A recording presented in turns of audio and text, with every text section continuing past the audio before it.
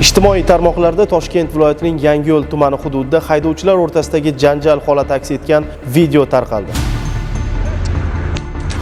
Aka bo'ldi qiling. Aka yoshingiz katta. Ma'lum bo'lishicha, voqea Toshkent viloyatining Yangiyo'l tumani hududidan o'tgan M34 avtomobil yo'lida sodir bo'lgan.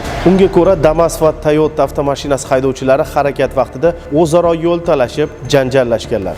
Jarayonda Damas avtomashinasi haydovchisi dastlab o'zining mashinasida bo'lgan balon ключi bilan Toyota avtomashinasining oynasiga hamda salondagi yo'lovchining bosh qismiga urib, tan jarohati yetkazgan. Toshkentdan Yangiyo'lga kelyotgandim. Oldimda o'zim o'rtog'im bor edi. Shu Toyota rusumli avtomobil yo'l berishini so'radim. O'sha joyda urushib ketdik. Temir ключ olib, ularning oynasiga urdim. Keyin ular o'sha ключ bilan meni yon oynalarimni urib, ikkalamiz ham qattiq so'zlar chiqib ketdi, yomon so'zlar. O'zimizni ushlab tura olmadik. Janjalning davomi esa aynan Damas egalari tomonidan video tasvirga olinib, ijtimoiy tarmoqlarga taqdim etilgan. Uradi hozir. Ol. Aka bo'ldi qiling. Aka yoshingiz katta. Ukam bilan Toyota avtomobilida harakatlanib kelayotgandik. Chamanzor mehriga yetib kelganimizda peshobod o'tayotganini ko'rib, asta-sekinlik so'qida peshobod o'tkazib yuborish maqsadida sekinlashganimizda orqamizdan harakatlanib kelayotgan bir qator degan Damas rusumli avtomobili oldimizga kelib, har xil qator haqoratli gaplar bilan siqib to'xtatib, birdaniga agressiya bilan urushib ketib qoldi. Shoshayotganini tushuntiryapti.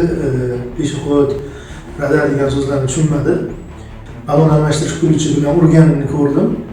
Keyin uni olib kelisha olmaganimizdan keyin axir shu sizlar ko'rgan nutqish holat qarama-qarshi kelib turib, Damas rusumliga kelib avtomatik urilyapti.